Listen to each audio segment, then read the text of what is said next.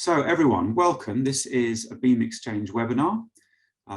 We have them every few weeks, and this one is on a women inclusive return on investment framework, how to improve development outcomes for women and marginalised groups. And I'm very pleased today to welcome two speakers who are quite familiar to me, at least, and perhaps to some of you. Erin Markel from MarketShare Associates. She's one of the founders of MarketShare Associates. And Ryan Bourque, who is currently working for DAI on the USAID funded Feed the Future market systems and partnerships activity, and has also been very much involved in developing this framework. So they're going to speak for, I hope, about 30 minutes. And at the end of that time, you're very welcome to put, while they're speaking, you're very welcome to put questions to them in the Q&A box, which I will then moderate. And we'll have hopefully a really interactive Q&A session at the end of their presentation. So without any other issues, I think we can go straight to Ryan, who's going to kick us off. Ryan. Great. Thanks, Mike.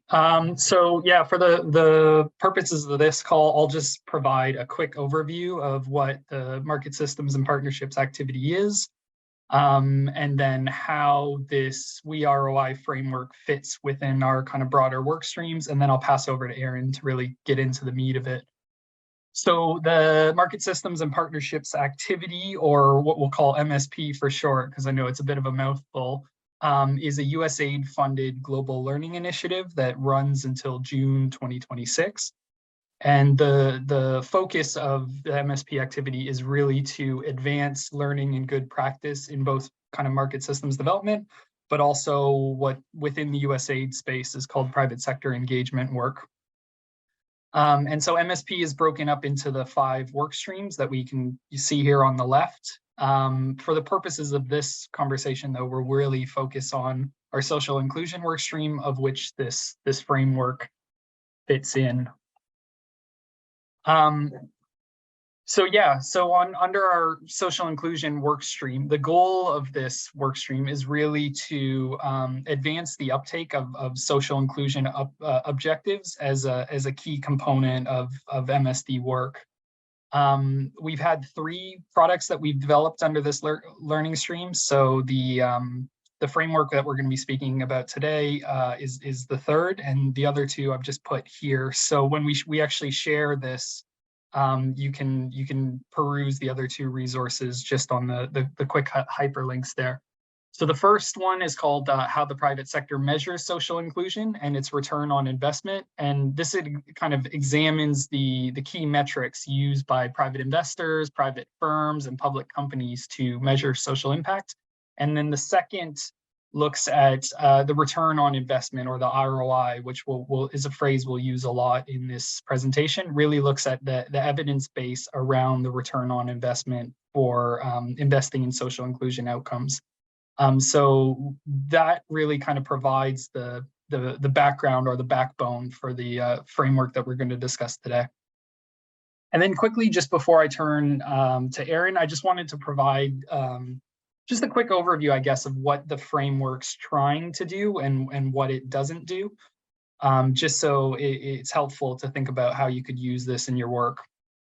So when thinking about this piece of work, we really wanted to shift the narrative away from, I guess, the moral case for investing in social inclusion. I think we're all in agreement that social inclusion is important and it's something that we should focus on in our work. But we really wanted to come at this from the lens of what's the incentive of our prospective partners to actually do this. So some of the key questions we were asking were, for example, what would it really take to drive small businesses in lower and middle income countries to invest in women as customers, suppliers, employees, etc.? What language should we be using to speak to those incentives? And what are some of the practical areas where we can make clear and measurable investments to drive women's inclusion in particular businesses? So all that to say, the focus really here is on the financial side and the financial metrics and the business incentives for investing in women. And we don't really make the moral case, because our view is that that case has been made well many times over, and there's a large and growing evidence base around that. So with that, I'll pass over to Erin, who will really get into the details of what the framework looks like and how she and her team kind of went about the process of developing it. So over to you, Erin. Thanks, Ryan. Thanks, Mike. So on this next slide, you can see our pretty graphic, which of course took a lot of work to try and get this simplified. But this, the WI-ROI framework, like Ryan said, is really focused on evidence that was built out of low and income middle countries, also focused on privately owned firms, which is a really interesting distinction, because a lot of the evidence that's out there on social inclusion globally focuses on publicly owned and multinational corporations. So we're really trying to kind of pull this in alignment with the types of firms that a lot of us are working on with our private sector engagement and market systems development programming. And so this framework built on an existing body of research. So you can see we didn't include everything under the sun.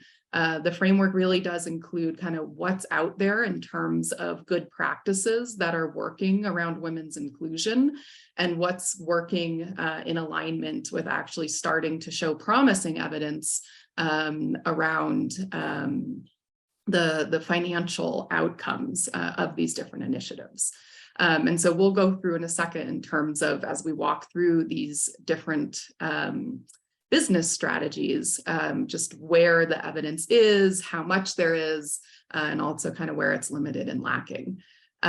So a key piece that I want to talk to you about on this slide too is just what we're talking about in terms of a return on investment. And I think for some people that might be a bit of a new term, but I think it's really important to understand, because businesses, it's a very common metric that businesses use to try to compare like apples to apples of their investments. So you'll hear things like financial metrics when you look at the paper, and then you'll also hear return on investment. And so we're going to talk a little bit about what the differences of those things are and why both are actually important, and both you'll find in the framework as it relates to the 4 different business strategies. But in its most basic form, when we talk about financial metrics, we're looking at things that companies can measure more in the short term to see change. So we'll talk through some of these examples.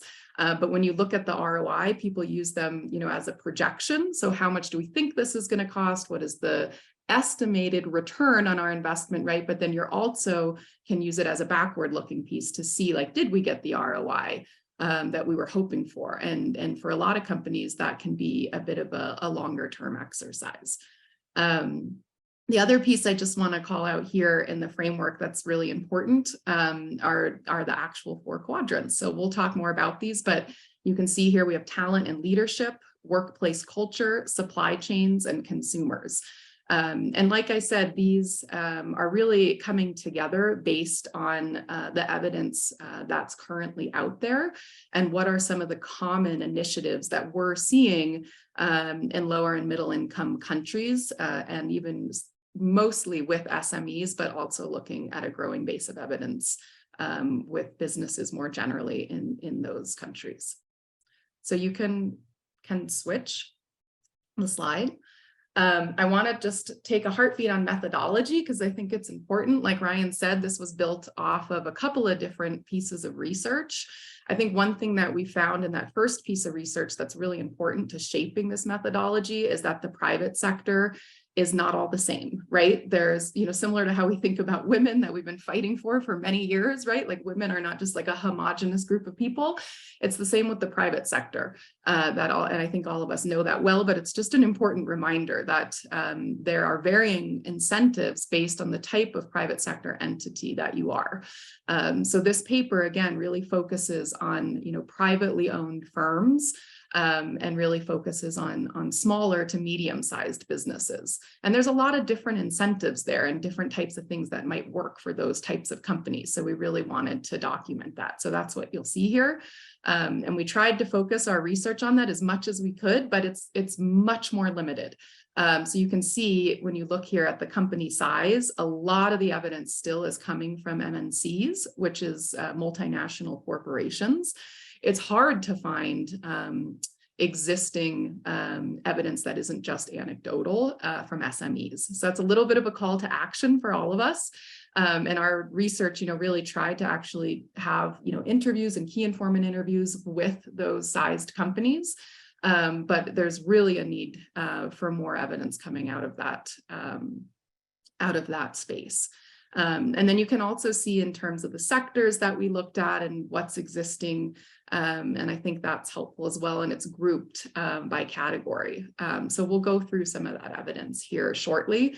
But we did talk to a lot of really interesting people who informed this. And you'll see references to lots of different, journal articles, papers, web-based sources. So yeah, I just have to call out a great team of people who worked on pulling this together, as well as the William Davidson Institute and Alpha Mundi, who also were partners on helping us to review and bring some of this together. Can go to the next piece. So let's jump in. So we're going to talk about the first business strategy on talent and leadership. Now, it's not a coincidence that this is first. I would say this is the most documented in terms of initiatives that companies, especially SMEs, are trying around looking at bringing in more socially inclusive practices into their firms. And you can see here when, talking about talent, we're talking about kind of human resources and attracting and retaining people. And at leadership levels, we're looking at people at a management level that are leading a company within a company and what those practices are to make those more diverse. So there's quite a bit of global evidence on this. We just cited a couple of things here, but there's lots and lots of different things you can read about if you're interested to hear about how this works in terms of supporting women, but also how it can support the financial incentives of firms. But in terms of one interesting thing from the evidence base is that in low and middle income countries, there's a growing evidence base that's showing the financial outcomes around talent and diversifying talent. But around leadership, there's actually still quite a large evidence gap. And I just found that quite interesting, so I wanted to mention that. But I do want to get into a bit more about some of these proven business practices. So, for each of these business strategies, we really dive deep and tried to document, well, what are people actually doing when they say that they're doing this? And these are three of the most commonly referenced business practices across all of the literature and across the interviews that we completed. So talent and leadership development. So this is looking like capacity development, supporting people within your company to grow within your company. And then we looked at women inclusive governance. So this is, governance structures in terms of like boards and board diversity, which, as you might know, isn't always relevant to SMEs, but there's some really great papers written by the IFC on why SMEs are interested in looking at, board development and things in governance as they grow. So that was important to include here. And then also women inclusive talent acquisition. And I would say this is one of the last one is definitely one of the most common business practices that we saw. So looking at how do we attract and retain talent. And just to speak to that for one moment, if you look in the paper, there's a really great case study from the Right Seat in Rwanda, which is a woman-owned firm that helps companies and especially SMEs to promote women inclusive talent acquisition. And it was very interesting talking with them and hearing more about how they did this, what this looked like, and also how they were measuring the financial return from their job placements with their companies. So I think these are, the types of examples that you can find in the paper.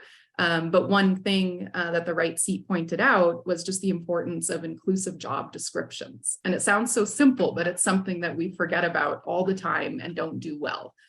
So really thinking about what is that process? How do women perceive that? And how can you attract them? So then if we think then and move towards the KPIs, when you think about that intervention, one thing that can be really important from a financial KPI perspective is what's called time to fill, right? So that's the number of days from a job requisition to job acceptance. Now, and this is something, if you do this right, and you're really thinking about what are women's needs, how do we attract them, how do we get their attention, this is a KPI that can really help you think about whether you're doing that well and whether you're responding to women. And so, you know, when you think about this, basically you're trying to like shorten the time it takes you to hire people. And looking at, you know, segmenting your practices around your talent acquisition can really be a great way to do that. So that's the KPI. Just as an example, I want to talk through then what is the ROI, right? Because that's really the metric that companies are using. But when you look at the ROI, you're looking at, well, what was the cost savings from reducing the labor time spent on recruitment, right? And then when you look at the investment costs, you're looking at the cost of the, you know, inclusive talent acquisition strategy, right? So those are the types of ROI pieces that you might be measuring when you're looking at a metric like time to fill. So that's a bit on talent and leadership. I know I'm throwing a lot at you, but I think some of these things are really important. So I want to jump into workplace culture. Now, this one was our broadest category. There's kind of a lot to unpack in here, but I think it's really important. And there's a huge emphasis on this just in the literature more generally in terms of supporting, you know, gender responsive practices in the workplace. And culture is enormous. And actually, the word culture is actually very business friendly, just so you know. It's definitely a word that's used in the business world to think about these different types of practices. So here they're thinking not only about what are the formal policies that are being incorporated into their company, but also what is the informal rules and what are the social norms that are actually supporting how those policies are getting interacted. So that's also why I love the word culture, because it's trying to encapsulate both of those pieces, which I think is really important. So one thing here to note is, you know, gender-based violence. That's a huge category with a very growing evidence base, especially in lower and middle income countries, I would say. Out of all the things that we looked at, this had the widest evidence base across all of the business strategies. So I think that's really exciting to see that there's such a growing evidence base here. There's also quite a few new tools and different things coming out on how to measure changes in, you know, gender-based violence and also at a firm level in terms of financial performance. So I think that's really interesting to note. I would also say care support is another growing space. There's some really great resources coming out recently that probably a lot of you have already seen on care support. But this is also very focused on some more traditional care support practices in terms of like opening of facilities and different things like that as it relates to businesses and the financial outcomes that relate to it. But where we really need actually some more literature in low and middle income countries around care support is actually in the practices of flexibility. And that's really interesting because that's very well documented in developed countries, but in low and middle income countries, the practices of, you know, flexible work schedules and how does that affect the company performance, how does that affect women, is still actually quite limited. And actually, if anything, there is some documentation that it might not benefit women in some ways because they can receive lower pay. So I think there's a really important piece to continue to look at in terms of care support and looking at practices of flexibility. And another just interesting anecdote there was that lots of different people that we talked to from different countries around the world noted how important that care support piece is, in particular, in terms of how contextual that is, because how you define flexibility, how you define different types of care support can greatly vary country to country. So I think that's just an important thing to note. But in terms of how this relates to measurement practices, one KPI, these are all really interesting ones, but you can look at, output per worker, absenteeism, right, is whether people show up to work or they don't show up, or they leave early. Presenteeism, if you haven't heard of that yet, is a really important measurement tool that's starting to become popular, which is looking at, are people present when they're at work? So a lot of these different care support issues, of course, gender-based violence has a huge effect on these different KPIs in terms of like, can you show up to work? But one I just wanted to talk through for a minute was the output per worker. So of course, this can be, a really common measurement when you're working in factories. And you're looking at a ratio calculated by measuring the number of units produced to the employee labor hours. And this can be really interesting because it's obviously a very clear measure of productivity for a lot of companies. But how you'd look at this as a relationship to the ROI, right, is you'd be looking at it from a profit perspective of like the sales generated per employee or actual hours on the job. And then from a new investment perspective, you'd be looking at the cost of the women inclusive practice in terms of the effort or the capacity building and the travel, right? So those are the types of things that you're considering when you're looking at the ROI. So I think I'll wrap up there and we'll move to consumers. So this one is really interesting because I feel like we hear a lot about this in our work. We hear a lot about consumer initiatives. How do we reach women consumers better? What does that look like? How do we do this women-centered product design? And I think we're seeing a definite growth in a focus around these initiatives, specifically in the financial services sector. We see this in ag. I think we see this in a lot of our different initiatives in terms of our focus on gender equality and social inclusion. But there's definitely a larger gap in evidence here as to whether, one, this is working for women, and two, how is this working for companies? So again, this is a little bit of a shout out, I think, to make sure that as we're, focusing on women consumers as a specific segment, that we're really thinking about how is this impacting women, and how is this impacting, the bottom line for companies. So I think there's quite a bit of growing evidence for this globally, which is fascinating, and there's a lot of references in the paper to this. But some of the proven business practices that we saw in lower and middle income countries were women-centered product and service design. So this would be like, tailoring your financial products to actually respond to women's needs, or tailoring your agricultural input, products and services to respond to women's needs. We also saw women targeting marketing and sales.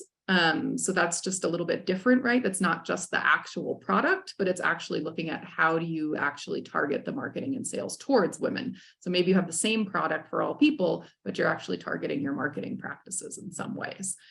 So we're starting to see those as common practices. But in terms of the KPIs, I think these are really interesting because I think a common one is just obviously to look at sales, like, what is the total sales? Is it by customer segment or by product? And thinking about that. But I also think something that's really interesting is looking at customer satisfaction scores.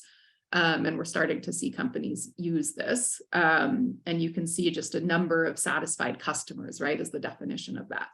Now, how does that relate is of course, as you're targeting these women consumers, you want to know how satisfied they are with these products. How has it changed their life? And then on the relationship to ROI, on the profit side, you'd be looking at repeat sales to customers, customer lifetime value, additional sales to new target customer segments, things like that. And on the new investment side, you'd be looking at the cost of the product design linked to the new customer segment. So I think, just one example of, an interesting, practice that we've seen is we definitely saw some discussion around the marketing practices. There's a great case study on accessible and affordable inputs in Bangladesh through a care supported program where they're really trying to change their business models around the products and services that are developed to target women. So I think that's, a really interesting example where you can see kind of how this is looking in practice and talking through a bit of what some of the outcomes that they were able to achieve. So in terms of consumers, I think, that's a real clear place where we really could use some more rigorous evidence, because right now there's quite a bit of anecdotal evidence, but much less that's rigorous there. So now we can go to supply chains. So again, I feel like this is a real buzzword, right? We hear a lot about inclusive supply chains, supply chain diversity. I think, there are huge initiatives that are going on around supporting these different types of interventions. So here we're talking about, supply chains that refer to initiatives that incorporate women's inclusion initiatives into the management of a company's supply chain. So there's quite a lot of evidence here that's looking at it from the multinational corporation perspective, right? So there's a lot of interesting things that you can look at that says, supply chain diversity helps multinational corporations to make more money. But what we actually don't have a lot of evidence around yet is saying, well, that's great. Well, how is that affecting the small and medium size enterprises that are part of those supply chain diversity interventions, right? And how are those businesses actually benefiting from those initiatives? So that's a place where there's some growing evidence, but really could use additional evidence to really show how that comes back to the SMEs in those supply chains and affects their companies. But what we do see in terms of the proven business practices are that there's a lot of initiatives focused around women targeted supplier diversity programs. And then there's also women inclusive programs throughout the supply chain. So just maybe to give you a bit of a flavor on what that looks like. So inclusive supply chain diversity programs are all about increasing the procurement of goods and services from businesses owned by individuals, or in this case, by women. So that's what that first one is talking about. And we have, quite a few interesting cases in different countries of initiatives that are working towards that. And then the company initiative gender inclusive programs are really, looking more specifically at compliance requirements and looking at codes of conduct. So I think you've probably seen these, some famous ones are in the retail sector and things like that, where they're really looking across the entire supply chain. And looking at things like gender audits and different things like that.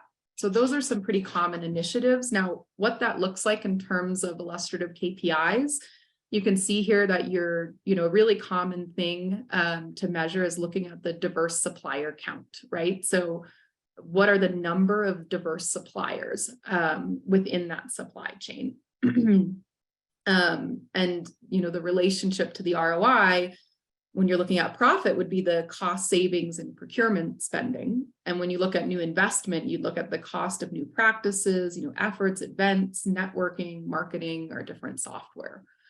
So that's an example of different things that you might measure.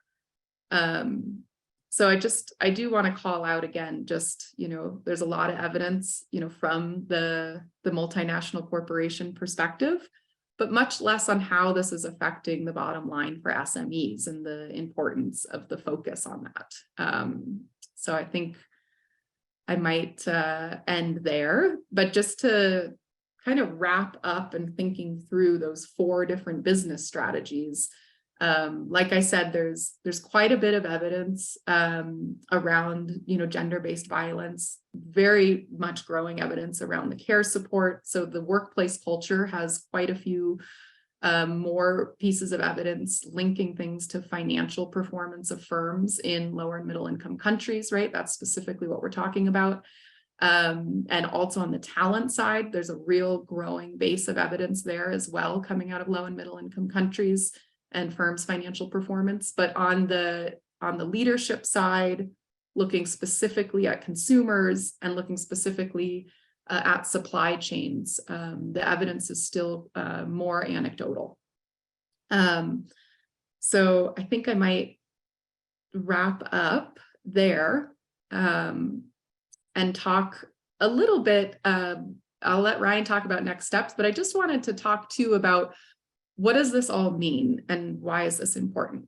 So just quickly, I think one thing that this framework is really trying to do is trying to really kind of flip the locus of learning and the locus of focus to the firm, and really help development practitioners understand how is a firm looking at this and how does it benefit the firm? Because of course, some firms really care about social impact, and that might be the whole reason they're doing this. But at the end of the day, all firms are very, importantly need to focus on their financial performance, right? If they're thinking about their long-term growth and sustainability, they absolutely have to. So how do we start thinking through which of these initiatives are actually material to the companies that we're working with? Meaning using this framework to actually think through, how do I prioritize my entry points with firms? Because not every single one of these initiatives is relevant to every single firm. And I think that's a really important point that comes out of this, right? Is this framework is really there to help you think through what are some entry points, because we can't ask a firm to do everything. We can't say you need to focus on all quadrants, doing all things, because even if they had the money to, it's just firms need to have focus in order to thrive. And so this is a really great way to say and talk through with a company on what is material to your firm. What really matters to you? How can we actually help you to not only impact women and social, outcomes, but also really impact the financial performance of your firm, and where can we get started? And so for some firms, talent is huge, right? Like they're really, struggling to find talent diversity, and, and by having a more diverse talent base that can really help them be more resilient. For other firms, the consumer side could be huge, where they're just missing out on a whole untapped group of consumers for sales that could be extremely relevant to them. So I think in terms of thinking about utilization, something that's really important is to think about this framework and be able to speak to it to say, we can use the language of firms and start talking through, some of these things in the ways and language that they might use, and not use the language that we might use as development practitioners, but also really thinking about it in terms of entry points and how you can talk to a firm about prioritization, and really thinking through and speaking with them on what might be material to your firm. So one example I just wanted to give in terms of how MarketShare has been using this together with DAI is that we're working on a program called the Inclusive Agricultural Markets in Uganda. And we've already taken this framework and created a training for our private sector ag companies that we're working with, and helping them to think through and understand, here are some different practices that not only help social outcomes, but also speak to your bottom line and can show financial performance outcomes. And using this to help them prioritize and develop very pointed action plans in specific areas that are material to their company. And so that's been obviously a newer initiative since this framework is newer, but I know we have some people on the call from that program, so maybe we can also, at different points, if people have questions, they can answer some questions around that. But that's just one example of a way that you can practically use this framework. And Ryan, I'll let you talk through just some next steps that we're thinking about. Great, thanks, Erin. I'll just be brief because I know we want to leave plenty of time for Q&A, but we thought it'd be helpful just to talk about where we're going with this work stream over the next couple months. And Erin touched on it a few times in her presentation, but you know, the evidence base, particularly when it comes to SMEs and lower and middle income countries, is quite scarce in a lot of these areas. So we thought a logical next step for this project was really to help to build that evidence base. So the next thing we're going to be doing is developing a series of short case studies that are utilizing components of this framework. And we're not really looking at, you know, massively long documents like 20, 30 page kind of case studies, but rather short ones in the 5 to 8 page range that just give a bit of a flavor of how companies can utilize some of this thinking into their work. And as, you know, Erin mentioned, really doing so in kind of a focused way. So we're just getting that underway at the moment, but we'll be working with Erin and her team at MSA, as well as the William Davidson Institute. And we're hoping to get these out by the end of the summer, mid 2023. So just before we turn over to the Q&A, it would be great if, you know, in thinking about the examples that you heard and aspects of the framework, if any particular companies come to mind for you, if you could just put your name, email, and you know, maybe just a short snippet about why, you know, what the company is and why you think it would be relevant to the case studies, that'd be great. And then we can just reach out to you over the next couple of weeks. So with that, I'll pause and pass over to Mike. And thanks everyone. Thank you, Ryan. Thank you, Erin. Very interesting. There's quite a few questions coming in, really around the question of how you apply the framework in practice. There's a couple of questions in the Q&A box, and remember everyone, please do use your Q&A box for your questions. I can see there's a few coming in now. Kerry Dittmeyer asked a couple of questions. I don't know if you can turn on your mic, Kerry, and actually put them in your own words, or do you want me to do it for you? Whatever is easiest for you. I'm not sure if you can hear me, but we can hear you. Please go ahead. Okay, great. Sure. The main question was just kind of how we as USAID implementers or development practitioners can use the WIROI tool. I think this was covered a little bit, but would just love to hear a little bit more detail in terms of how it's envisioned for us to put this into practice. Yeah, I can jump in, Carrie. I appreciate the question. It's really important.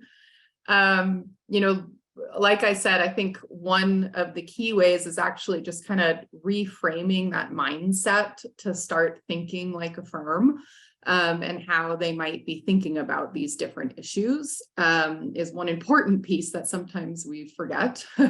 But I think the other piece is to really start narrowing down what's possible for entry points. And that's what we really wanted to do in terms of starting to identify these like 4 core business strategies that we're already seeing either proven or promising evidence around, so that practitioners actually have a sense of what some of these different initiatives could look like. And then also starting to note what those actual KPIs might be with a firm that you could start discussing to look at success. So I think that's a really important piece that's in there, as you can see these buckets of KPIs that could help you measure success of these initiatives with firms. But then lastly, and probably most importantly, being able to use it as a prioritization exercise, like I said. So really being able to think through with the firm and discuss with them what is possible, you know, as an entry point, and how do they start thinking about, and you start thinking about what's material to them as a firm.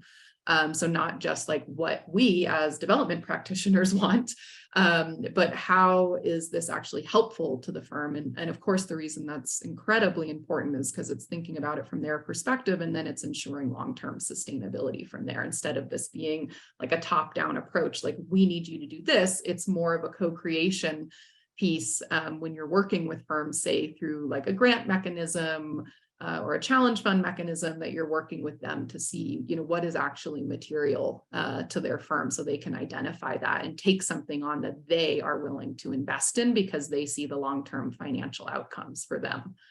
And so it becomes possible for them to actually fund this themselves. So I think that's one way, but I have to say, I think this tool and framework was never really intended to also just be our endpoint. We really do want some case studies, and a lot of our interviews with experts around this framework was also really clear that people want more tools. That's period. Everybody wants practical tools that helps them work on these things with firms. So one thing that we're very interested to do is to develop some form of a tool that helps guide people through how do you calculate the ROI around these different business strategies. So, after these case studies, that could definitely be kind of the next horizon of this work, is really documenting not just what are the KPIs and what is an ROI, but also what is the process that firms go through for doing that, and how do we as development practitioners guide them in that process. So that's one thing just in terms of a next step too. Thank you, Erin.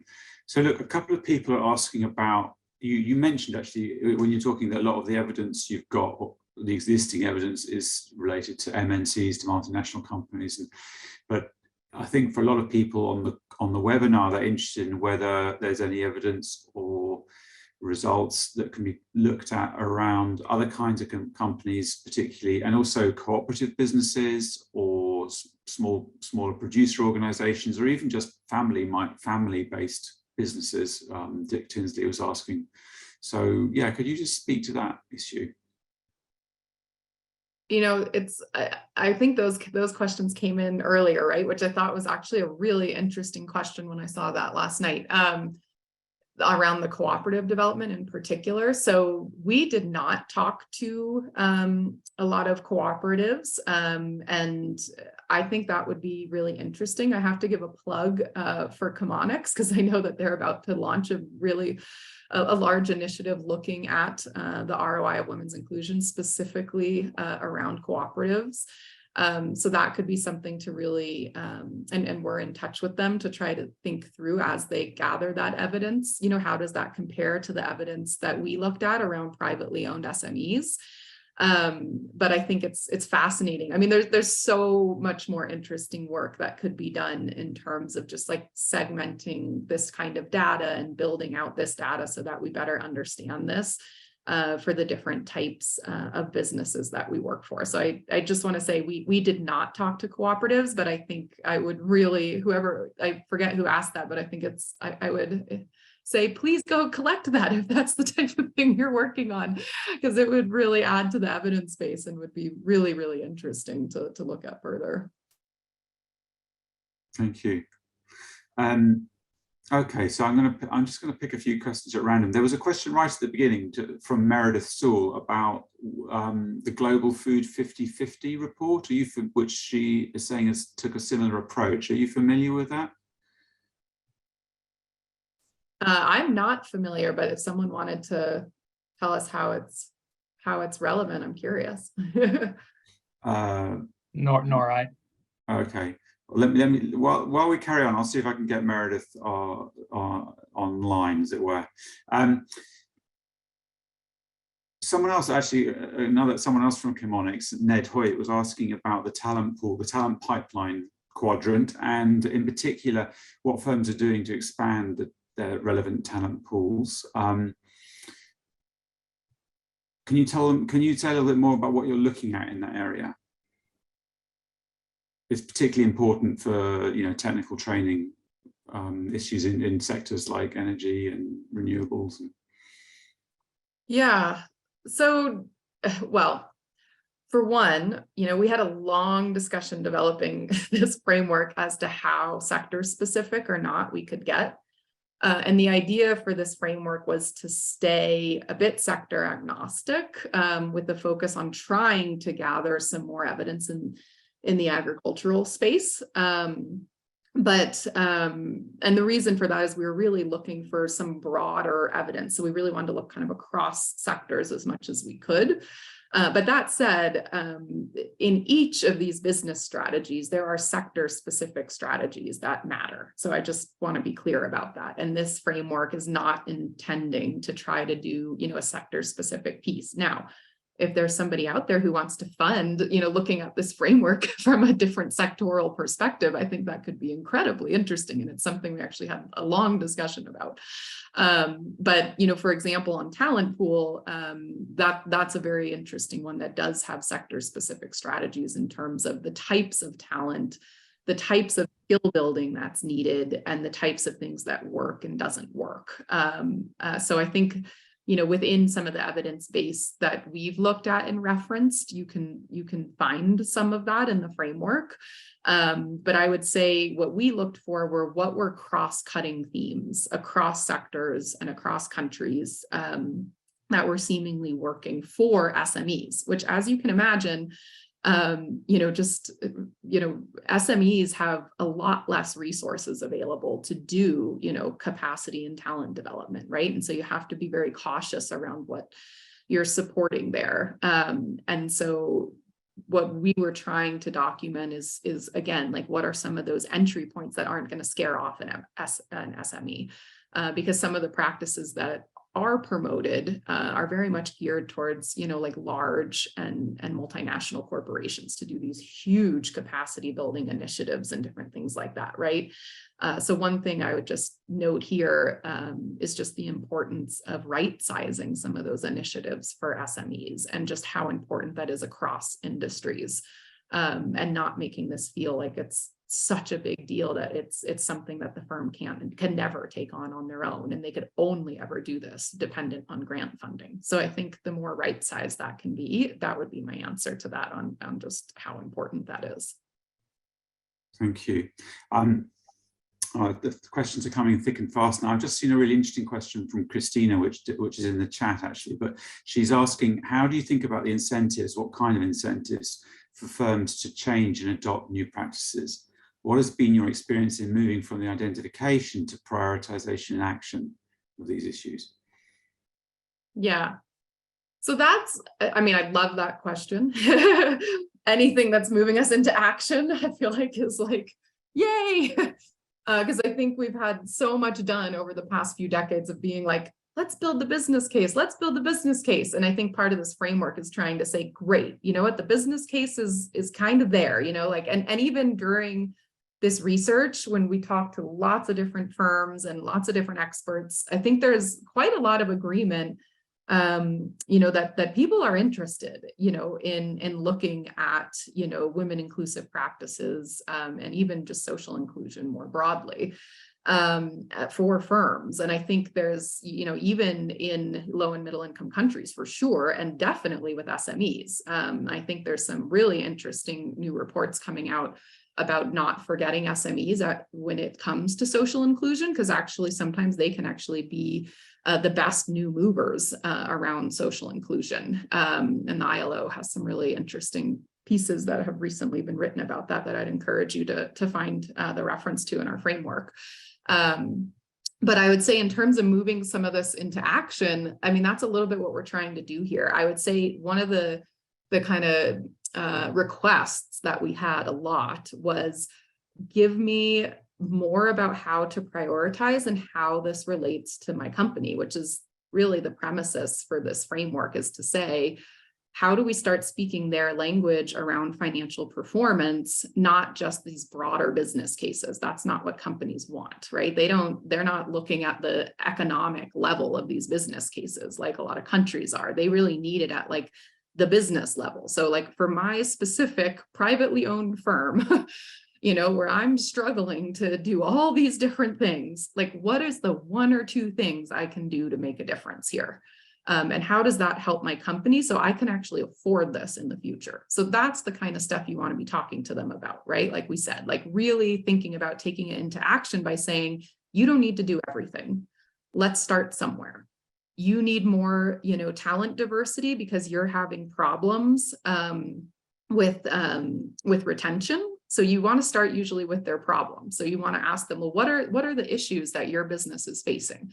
So we hear a lot of like, especially during COVID, right? Very common issue is talent retention right now across the world. So how do we work with these companies to say, well, actually, if you look at some talent diversity strategies, that might be able to support you in your retention issues, or maybe you need to look at workplace culture issues, around your in terms of retaining talent, and help to pinpoint with the company, and they're going to be better at this than we are, to pinpoint where their issues are and what some of those solutions are. But your job as a development practitioner is to help align that with where there can be social outcomes for the people we're trying to target. And that's what we're trying to do in this framework, is like bring those two pieces together and say, right, we know that there's going to be alignment around these 4 business strategies, and this is a place to get started. So I know that might sound really simple, but actually some of the most simple answers I find, Christina, I know you've been doing this a long time too, are the best. But just, I really think kind of getting things right-sized, helping, talking to firms with their own language, and then really thinking through entry points and how to prioritize is just absolutely essential. Because when we come at them with this like slew of stuff, it honestly is incredibly overwhelming. And that's a lot of the feedback that we got, which is also why the framework tried to stay very simple, so we can really get at those entry points. Right, that's very refreshing to hear. Very refreshing. And by the way, Jenny and Isabel have posted links to the materials in the chat. So if you haven't yet found those documents, the framework or the wider report, you'll find the links in the chat or on the Beam Exchange. I've got Meredith Sewell back on the line. Actually, to explain about this. Her first question about this Global Food 50/50 report. Maybe Meredith, you give us a very quick overview of what that is about and how it relates to what Erin's talking about. Meredith?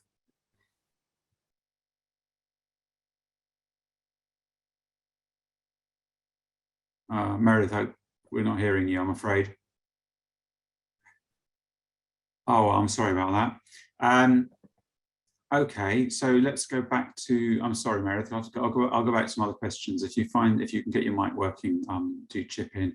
So yeah, a couple of people have asked about the supply chains area. That's obviously the big thing people are interested in. How some examples of diversifying suppliers or of successfully implemented supply chain programs that have successfully promoted women through the supply chain in general. Yeah, so again, we were looking at this more from like a metrics and financial performance success, and also trying to document some commonly used practices along the way. And so you can see there's a couple of examples in the framework. I also would point you to a new UN Women resource. It's referenced in our paper. That's quite extensive, actually, in terms of looking at supply chain diversity as it relates to women and what's working and what's not currently. It was just released a couple of months ago, and I would say that's an excellent resource to probably dive in deeper on this issue. But just to say, again, there's not a lot talking about how it impacts the actual like SMEs within these supply chains. So that's definitely a call to evidence, I think, for all of us to get some more rigorous evidence about what is happening for these SMEs from a financial performance perspective. There's more talking about, like women's leadership development for women-owned firms, different things like that, what's working from an enterprise capacity building perspective, but there's a lot less talking about how has it actually impacted their firms financially, and has it benefited them. So I think that's a really interesting question that's still kind of a nut to be cracked that I would love to see someone take on. Right, okay, great. Let's have a look through some of these other questions.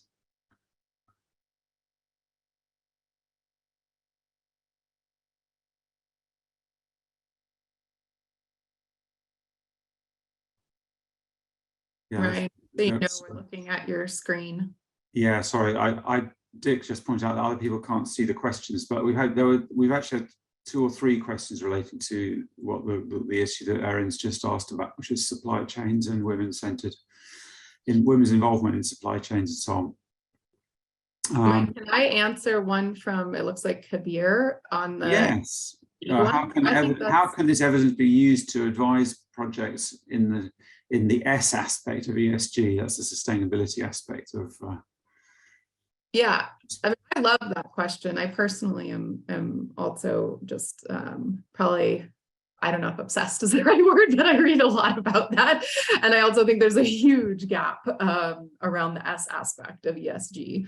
And I do think actually that this framework eventually could really help to be incorporated into a much wider discussion around the S in ESG work and what that could look like. So I actually really appreciate that. And I think, you know, as the evidence base grows in this type of work that we're doing, and as it gets more rigorous, I think it becomes probably extremely relevant to investors, which are really the people who are utilizing ESG frameworks, right? Just to be clear. So in that first framework, in that first paper that we did, where we looked at kind of the diversity of the private sector and what they're looking at to measure, one of the stakeholders that we were looking at were investors. And it was very interesting to see that, you know, investors are measuring different things than firms are, right? And probably unsurprisingly.